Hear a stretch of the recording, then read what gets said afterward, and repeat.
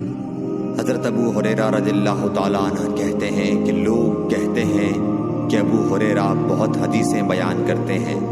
اور میں کہتا ہوں کہ قرآن میں 2 آیتیں نہ ہوتی تو میں کوئی حدیث بیان نہ کرتا۔ پھر یہ آیت پڑھی جس کا ترجمہ یہ ہے، جو لوگ اللہ کی نازل کی ہوئی دلیلوں اور آیتوں کو چھپاتے ہیں، آخر آیت رحیم تک۔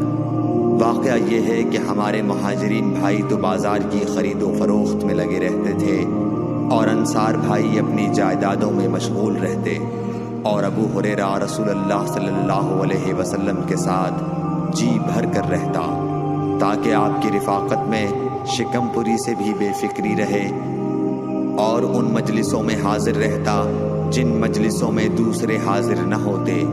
اور وہ باتیں محفوظ رکھتا جو دوسرے محفوظ نہیں رکھ سکتے تھے۔ صحیح بخاری حدیث نمبر 118۔